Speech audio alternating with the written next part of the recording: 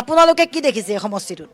আমি ছাত্ৰমুক্তি সংগ্ৰাম সমিতিৰ তৰফৰ এটা বস্তু লক্ষ্য কৰিছোঁ। দলগাঁও সমষ্টি বিশেষকৈ অসমৰ ভিতৰত পিছপৰা সমষ্টি আছে আমাৰ দলগাঁও সমষ্টিখন।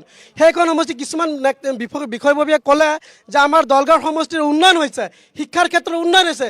আমি যদি উন্নয়নৰ ক্ষেত্ৰত চাব যাওঁ জিৰোত আছে, আৰু যদি শিক্ষাৰ ক্ষেত্ৰত আটাইতকৈ পিছপৰা যদি শিক্ষাৰ ক্ষেত্ৰত যদি দেখিবলৈ পাওঁ একেবাৰে শূন্য স্থানত পৰিলক্ষিত হৈছে। ইয়াৰ মেইন লক্ষ্য এটা আমি দলগাঁও সমষ্টিৰ সন্মানীয় বিধায়ক মজিবুৰ ৰহমান ডাঙৰীয়া যিখিনি কথাবোৰ কৈ আছে যে আমি অমুক কলেজ দিছোঁ, অমুক স্কুল দিছোঁ। আজি এটা স্কুল অনুযায়ী যদি স্কুল কলেজ আছে, স্কুল অনুযায়ী কিন্তু শিক্ষকৰ অভাৱ।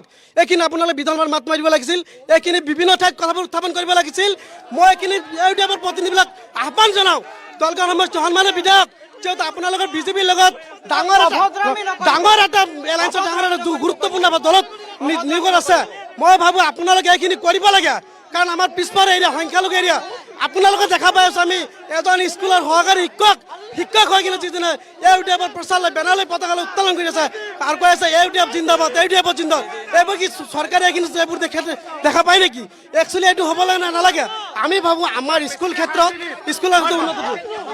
আপোনালোকে শুনিলে আচৰিত হ'ব যে মাননীয় বিধায়ক মহোদয়ে মই বেছিভাগ হাৰ্চিৰ SMDCৰ প্ৰেচিডেণ্ট, আৰু তাতে ইতিমধ্যে 6গৰাকী শিক্ষক এদিনতে দিছে, আৰু বহুত কেইগৰাকী শিক্ষক আমাৰ বেছিভাগ